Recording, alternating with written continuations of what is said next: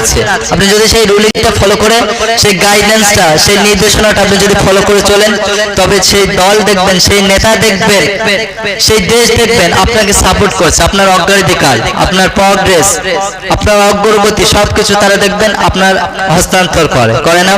আমি যদি ভারতবর্ষের সংবিধানকে মেনে চলি, তো ভারতবর্ষে আমার স্বাধীনতা আছে, আমার বাক স্বাধীনতা আছে, আমার রিলিজিয়াস কোএক্সিস্টেন্স, আমার ধর্মীয় সহাবস্থান আছে।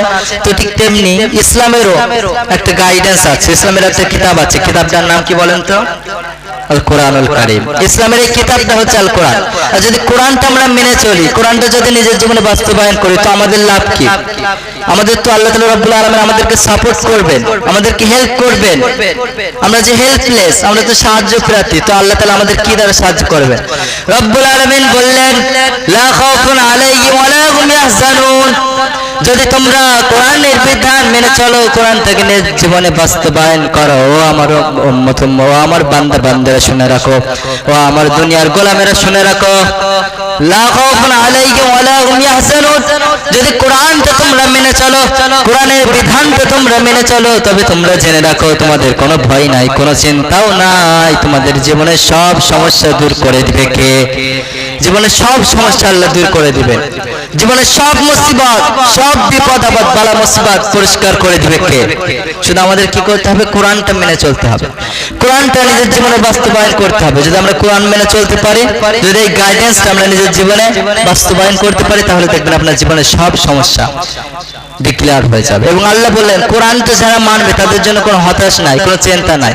নেতারা দেখবেন বলে, আমার দল করলে, যখন কোনো নেতা ক্যান্ডিডেট যখন সে জিতে থাকে, তখন সে দেখবেন বলে, আমার দল করলে তোমার কোনো চিন্তা নাই, কোনো টেনশন নাই, আমার দল করবা তো মাথা উঁচু করে দাঁড়াতে পারবে, বলে না নেতারা? ঠিক একইভাবে রব্বুল আলামিন তো হচ্ছে আহকামুল হাকিমিন, শাহিনশাহ, বাদশাদেরও বাদশা, তার উপরে বাদশাহিত্ব আছে। আল্লাহর উপরে কোনো বাদশাহিত্ব নাই। আল্লাহ তাআলা রব্বুল আলামিন হচ্ছে বাদশাদের বাদশা। তিনি বললেন, তোমরা যদি কোরআনটা মেনে চলো, কোনো ভয় নাই। কোরআন যদি মেনে চলো, লা তাকনাতু মির রাহমাতিল্লাহ, কোরআনের বিধান যারা মানবে তাদের জন্য কোনো ভয় নাই, কোনো চিন্তা নাই, আমার রহমত থেকে তোমরা কখনো নিরাশ হবে না। আওয়াজ দিয়ে বলুন আল্লাহু আকবার। কোরআন যদি মানো, তোমার জন্য কোনো ভয় নাই, কোনো চিৎকার নাই। আওয়াজ দিয়ে বলুন ঠিক কিনা? কোরআন মানলে আমাদের কোনো ভয় নাই, কোনো চিন্তা নাই, সব সমস্যা আল্লাহ হাল করে দিলেন, সব সমস্যার সমাধান করবেন। Never hopeless, never less hope, don't ডিসপায়ার, কোনো চিন্তা নাই, কোনো সমস্যা নাই। দুনিয়ায় যত আপনি গুনাহ করছেন, সব গুনাহ আল্লাহ মাফ করে জান্নাতের দ্বার পর্যন্ত পৌঁছে দেন। আওয়াজ দেব আল্লাহু আকবার। সুতরাং কোরআন মানার প্রয়োজন আছে না নাই? কোরআনটাকে নিজের জীবনে বাস্তবায়ন করার প্রয়োজন আছে না নাই? কোরআন ছাড়া মেনে চলবে তাদের জন্য আল্লাহ কোনো ভয় রাখেন না, কোনো চিন্তা না। Don't ডিসপায়ার, never lose hope, never be sad, কোনো চিন্তা নাই। দুনিয়ার ভিতরে তুমি আরামসে বিচরণ করো, তোমার সব রাস্তা আল্লাহ ডিক্লেয়ার করে দিবেন। সকল আওয়াজ দিয়ে বলুন, চিৎকার করে বলুন সুবহানাল্লাহ। তাহলে কোরআন মেনে চললে আমাদের জীবনের রাস্তাটা ক্লিয়ার হয়ে যাবে। এটা আমাদের জন্য খুব বড় একটা বিষয় না? আমরা সমস্যার মধ্যে পড়ি, রব্বুল আলামিন বললেন, ফাজকুরুনি, ও বান্দারা তোমরা আমার স্মরণ করো, আযকুরুকুম, আমিও তোমাদের স্মরণ করব। আল্লাহ স্মরণ করব কিভাবে? বিশ্বনবী বলছেন, কোরআন পড়ো। যখন কোনো বান্দা কোরআন পড়ে, তখন সে আল্লাহর সাথে কথা বলে। কার সাথে? যখন কোনো বান্দা কোরআন পড়ে, আল্লাহর সাথে কথা বলে। সুতরাং যে আল্লাহর সাথে কথা বলে, তার কোনো টেনশন আছে নাকি?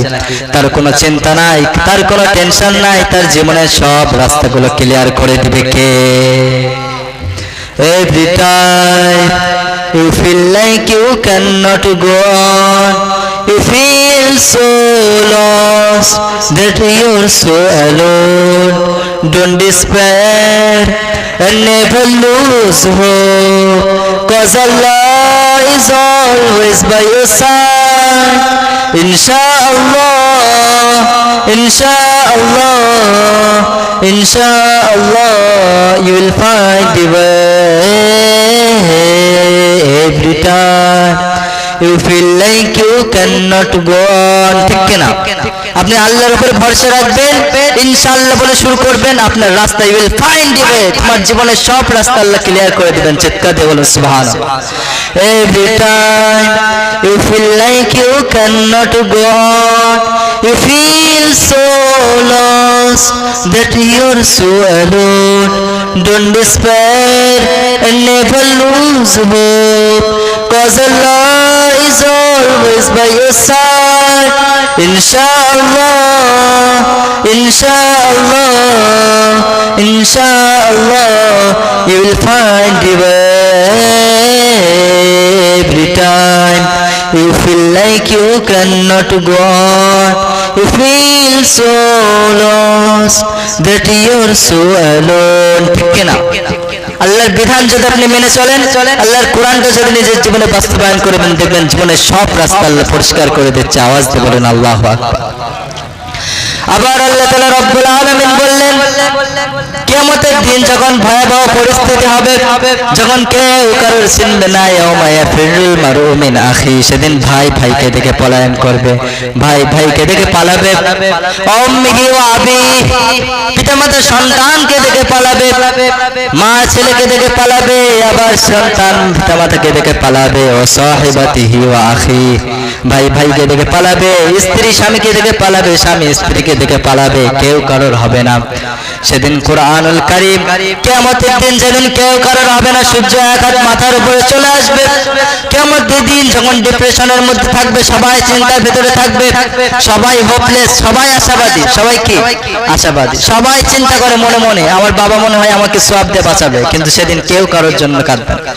সেদিন ইয়াকুলুনা হাজিউল্লাহ ইয়াউমাল কিয়ামাতি ইয়া রাব্বি নাফসি, সাইয়েদনা নূহ আলাইহিস সালাম ইয়া নাফসি ইয়া নাফসি বলে কাঁদবেন। ইয়াকুলু আদম শাফিউল্লাহ ইয়াউমাল কিয়ামাতি ইয়া রাব্বি নাফসি, সাইয়েদনা আদম আলাইহিস সালাম ইয়া রাব্বি নাফসি ইয়া রাব্বি নাফসি বলে কাঁদবেন। ইয়াকুলু ঈসা রুহুল্লাহ ইয়াউমাল কিয়ামাতি ইয়া রাব্বি নাফসি, সাইয়েদনা ঈসা রুহুল্লাহ আলাইহিস সালাম সেদিন ইয়া নাফসি বলে চিৎকার দিবে। সকল নবীর কাছে উম্মতিরা ছুটে যাবে, আদম আলাইহিস সালামের কাছে ছুটে যাবে। আদম আলাইহিস সালামকে বলবে, ও আদম, তুমি তো প্রথম নবী, তুমি কি নবী? তুমি তো প্রথম নবী, তুমি তো আউয়াল নবী, আউয়ালুল আম্বিয়া, তুমি তো প্রথম নবী, তুমি বাঁচাও, আল্লাহর কাছে সুপারিশ করো, তুমি তো শাফিউল্লাহ, আল্লাহর কাছে সুপারিশ করবা। সাইয়েদনা আদম আলাইহিস সালাম বলবেন, লাস্তু লাহা, আমার দ্বারাই সম্ভব নাই। কি বলবেন? লাস্তু লাহা, আমার দ্বারাই সম্ভব নাই।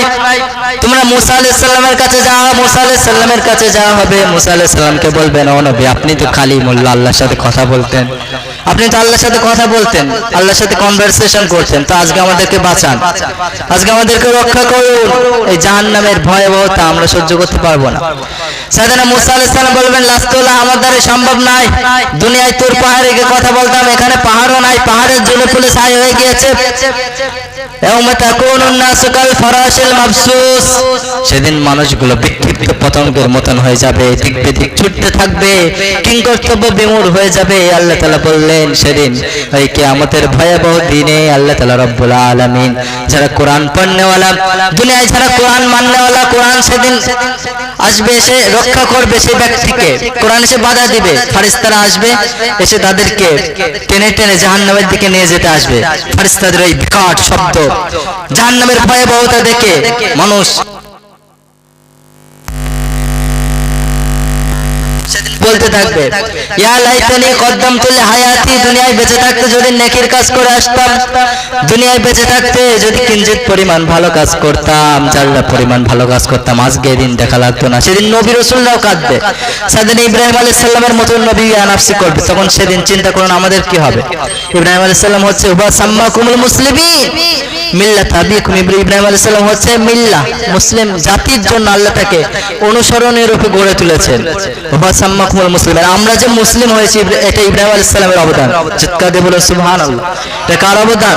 ইব্রাহিম আলাইহিস সালামের। ইব্রাহিম আলাইহিস সালামের অনেক সুন্নাত দেখবেন আমাদের ভিতরে, সুন্নতে খাতনা করা, এই যে দাড়ি রাখা, এই দাড়ি বড় করা, এগুলো কিন্তু সাইয়েদিন ইব্রাহিম আলাইহিস সালামের সুন্নাত। পরে গিয়ে বিশ্বনবী সাল্লাল্লাহু আলাইহি ওয়াসাল্লাম এগুলো মানুষের সামনে আবার রিমাইন্ডার দিয়েছেন, বিশ্বনবী সাল্লাল্লাহু আলাইহি ওয়াসাল্লাম আবার তুলে ধরেছেন। তবে সুন্নাতটা কাজ ছিল ইব্রাহিম আলাইহিস সালামের। জুব্বা পরা, এটা কাজ সুন্নাত বলেন দিনে, কাজ সুন্নাত বলেন তো, এটা ইব্রাহিম আলাইহিস সালামের সুন্নাত। ইব্রাহিম আলাইহিস সালামের মতো নবী ইয়াকুলু ইব্রাহিম খলিলুল্লাহ ইয়াউমুল কিয়ামতি ইয়া রাব্বি নাফসি ইয়া রাব্বি নাফসি, সাইয়েদনা ইব্রাহিম কিয়ামতের দিন ইব্রাহিম আলাইহিস সালামের মতো নবী ইয়া রাব্বি নাফসি ইয়া রাব্বি নাফসি বলে চিৎকার দিবে, কেউ কারোর হবে না। কিয়ামতের দিন এরকম ভয়াবহ পরিস্থিতিতে যখন ফেরেশতারা ধরতে আসবে, সামনে এসে বাধা দিবে, এই ব্যক্তি বলবে আমার বাবা মা আজকে আমার জন্য কাঁদলো না, কোন নবী রাসূল আমার জন্য চাইলো না, তুমি কে? সে সময় সে যদিও একটা মানুষের বেশে আসবে, সে বলবে আনা সাহিবুল কোরআন, আমি তোমার বন্ধু, আনা সাদিকুল কোরআন, আমি তোমার বন্ধু কোরআন। চিৎকার দিয়ে বলুন সুবহানাল্লাহ। তাহলে কেউ কারোর হবে না, কোন নবী বাঁচাতে পারবে না। কোরআন বলবে আনা সাহিবুল কোরআন, আমি তোমার বন্ধু কোরআন। তুমি যে দুনিয়ায় কোরআন পড়তে, তুমি দুনিয়ায় রাত তাহাজ্জুদ নামাজে আমাকে কোরআন পড়েছো, আল্লাহর কাছে মোনাজাত করেছো, মোনাজাতে কোরআন তেলাওয়াত করেছো। দুনিয়ায় তুমি যানবাহনে উঠেছো, তখনও কোরআন তেলাওয়াত আছে না নাই? দুনিয়ায় যেই কাজই করেছো কোরআন দ্বারা শুরু করেছো, জানাজার পরে কোরআনের আয়াত পড়েছো। আবার যখন মানুষের সমাধিত্ব করা হয়, যখন কবরে ঢোকানো হয়, মিনহা খলাকনাকুম, এটা কোরআনের আয়াত, ঠিক কিনা? মিনহা খলাকনাকুম অফিয়ান, এটা কিসের আয়াত? কোরআনের আয়াত, এটা হাদিস না, এটা কোরআনের একটা আয়াত। তাহলে তোমার যখন সমাধিস্থ করা হয়েছে সেটাও কোরআনের আয়াত দ্বারাই। আবার যখন তুমি জন্ম নিয়েছো, আল মাল ওয়াল বানুনা জিনাতুল হায়াতিদ দুনিয়া, তোমার এই জন্মটাও কার নির্দেশে? আল্লাহর নির্দেশে। সুতরাং এটাও কোরআনের আয়াতের উপরে আমল। গোটা জীবনে তুমি কোরআনটাকে প্রাধান্য দিয়েছো, কোরআনটাকে প্রিডমিনেন্স করেছো, কোরআনটাকে প্রাইমেসি করেছো। সুতরাং আনা সাহিবুল কোরআন, আজকে তোমার বন্ধু আমি কোরআন হয়ে তোমাকে আটকাবো, জাহান্নাম থেকে বাঁচাবো। চিৎকার দিয়ে বলেন আল্লাহু আকবার। মারভেলাস, অসাধারণ আল্লাহ কোরআন। কোরআনটা হচ্ছে কনস্পাইরেসি, কাফেরদের বিরুদ্ধে, কাফের ইসলামের বিরুদ্ধে যে কনস্পাইরেসি করতো, ষড়যন্ত্র করতো, এটার বিরুদ্ধে অ্যাটাক হয়ে ইসলামের দিকে মানুষকে আকৃষ্ট করার জন্য কোরআন এসে দাঁড়িয়েছে। সকলে বলে সুবহানাল্লাহ। আর কোরআন এমন একটা কিতাব, এটা হচ্ছে টাইমলেস মুজিজা, অর্থাৎ যেটা চিরন্তন চিরঞ্জীব মুজিজা। এই কোরআনের কোনো লয় নাই, কোনো ক্ষয় নাই। কোরআন কখনো শেষ হবে? কোরআন কখনো শেষ করা যাবে? কোরআন কখনো শেষ করা যাবে না। এর আগে আল্লাহ অনেক কিতাব নাযিল করেছিলেন, কিন্তু সেগুলো রক্ষা করার দায়িত্ব কিন্তু আল্লাহ নেননি। সেগুলো আল্লাহ নাযিল করেছিলেন, কিন্তু সেগুলো আল্লাহ রক্ষা করার দায়িত্ব নেয়নি। কিন্তু কোরআন আল্লাহ নাযিল করে বললেন ইন্না নাহনু নাযালনা যিকরা ওয়া ইন্না লাহু লাহাফিজুন। আমার বান্দারা, আমি আমার ধর্মগ্রন্থ, আমি আমার পবিত্র বাণী কোরআনুল কারীমটা দুনিয়ার জমিনে প্রেরণ করলাম, দুনিয়ার জমিনে নাযিল করলাম। ওয়া ইন্না লাহু লাহাফিজুন। আবার এটার হেফাজতের দায়িত্ব নিয়েছেন কে? আল্লাহ নাযিল করেছেন, আবার এটা হেফাজতের দায়িত্ব আল্লাহ নিয়েছেন। সুতরাং কোরআনকে কেউ মেটাতে পারবে? কোরআনকে কখনো মেটানো সম্ভব নয়। সব কিছু মেটা যাবে। আবকা রব্বুনা ওয়া আফনা কুল্লু আহাদ, সব শেষ, কোরআনের কোনো শেষ? সব শেষ হয়ে যাবে, কোরআন কখনো শেষ হবে না। সব কিছু নিশ্চিহ্ন হয়ে যাবে, কোরআন কখনো নিশ্চিহ্ন হবে না। কিয়ামতের দিন আল্লাহ তাআলা রব্বুল আলামিন, জান্নাতীরা জান্নাতে যাবে। ডাক্তার যারা দুনিয়ায় ডিগ্রি অর্জন করে ডাক্তার হয়েছিল, ডাক্তাররা দুনিয়ায় ডাক্তার, কিয়ামতে ওই ডাক্তারি কোনো কাজে আসবে না। কিয়ামতে ওই ডাক্তারি কোনো কাজে আসবে না। ইঞ্জিনিয়াররা দুনিয়ায় অনেক ইঞ্জিনিয়ারগিরি করছিল, অনেক উঁচু উঁচু বালাখানা বিল্ডিং তারা তৈরি করেছে, কিয়ামতের দিন ওই ফর্মুলা কোনো কাজে আসবে? কিয়ামতের দিন ওই ফর্মুলা কোনো কাজে আসবে না। কিন্তু হাফেজ কোরআন দুনিয়ায় কোরআন পড়েছিল, কিয়ামতের দিন রব্বুল আলামিন বলবেন ইকরা ওয়ারতাকি ওয়ারাতিল কামা কুনতা তুরাত্তালু ফিদ দুনিয়া। দুনিয়ায় যেভাবে কোরআন পড়তে, আজকে কোরআন পড়ার জান্নাতে বিচরণ করা। আওয়াজ দিয়ে বলুন আল্লাহু আকবার। তাহলে কিয়ামতে আল্লাহ বলবেন যে তোমরা কোরআন পড়ো আর জান্নাতে উঠতে থাকো। সুতরাং সেই কোরআনের সাথে থাকার প্রয়োজন আছে না নাই? কোরআন যারা নিজের জীবনকে আলোকিত করার প্রয়োজন আছে না নাই? কোরআনকে নিজের জীবনে বাস্তবায়িত করার প্রয়োজন আছে না নাই? ওই যে আল্লাহ প্রথমে বলছেন ইন্নাল্লাহা ইয়ারফাউ বিহাদাল কিতাবি আকওয়ামা, আল্লাহ কোরআন দ্বারা অনেকের মর্যাদা আল্লাহ বাড়িয়ে দেন। আবার ওয়াযাউ বিহা আখারিন, কোরআন দ্বারা আল্লাহ অনেকের মর্যাদা ক্ষীণ করে দেন, অনেকের মর্যাদা আল্লাহ কমিয়ে দেন। তাহলে আমরা যদি কোরআনটা মেনে চলি, আল্লাহ আমাদের মর্যাদা দেখবেন বাড়িয়ে দেবে। আবার যারা কোরআনটা মেনে চলে, যারা কোরআনের হাফেজ, যারা আলেম, তাদের অনুসরণ যদি আমরা করি, তাও দেখবেন আল্লাহ আমাদের মর্যাদা বাড়িয়ে দেবে। এজন্য আলেমদের অনুসরণ করার প্রয়োজন আছে না নাই? কথা বলেন। এজন্য আমরা সব সময় চেষ্টা করব এই কোরআন দ্বারা নিজের জীবনকে আলোকিত করা, কোরআন দ্বারা নিজের জীবনে বাস্তবায়িত করা, কোরআনের আলোকে নিজের জীবন গড়া। কোরআনের প্রথম করাই হচ্ছে কি? ইকরা, পড়ো আর নিজের জীবন করো। কোরআনের প্রথম কথাই ইকরা। আরব বিশ্বে দেখবে একটি কথা প্রচলিত আছে, সেখানে বলে নাহনু উম্মাতুন ইকরা, আমরা তো এমন জাতি যে জাতিকে আল্লাহ কোরআন দ্বারা সম্মানিত করেছে। আমাদেরকে আল্লাহ কি দিয়ে সম্মানিত করেছেন? কোরআন দ্বারা। সুতরাং কোরআনকে সবসময় আমাদের আঁকড়ে ধরতে হবে। কোরআন যদি আঁকড়ে ধরো তাহলে কখনো বিচ্ছিন্ন হবে না। আল্লাহ বলছেন কোরআন যদি তোমরা ধরে রাখো কখনো বিক্ষিপ্ত হবে না, কখনো নির্যাতিত হবে না, কখনো তোমরা পথগামী হবে না। সুতরাং কোরআন ধরার প্রয়োজন আছে না নাই? আমরা চেষ্টা করবো তো ইনশাল্লাহ। আওয়াজ দিয়ে বলুন। আচ্ছা কোরআন মানবেন কারা? হাত তুলেন তো। আজকে থেকে সকলে কোরআন পড়বেন ইনশাআল্লাহ। এই রমজানুল মুবারকের মাসে সকলে চেষ্টা করবেন কমসে কম ছোট্ট একটি সূরা বা কোরআনের একটি আয়াত হলে পড়ার চেষ্টা করবেন। রাজি আছেন ইনশাআল্লাহ? আওয়াজ দিয়ে বলুন ইনশাআল্লাহ। ইনশাআল্লাহ বললে আল্লাহ বরকত বাড়ায় না কমায়? আল্লাহ বাড়িয়ে দেন বরকত। তাহলে উইল ফাইন্ড ইউ, ভাই তোমার রাস্তা ক্লিয়ার হয়ে যাবে যদি তুমি কোরআনটা মেনে চলতে পারো।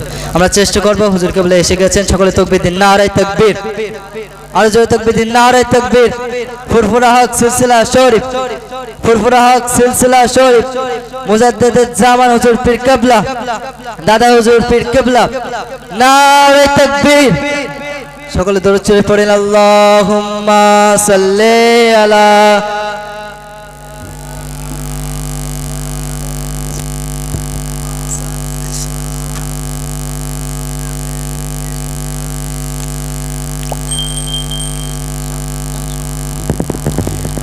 আলহামদুলিল্লাহ।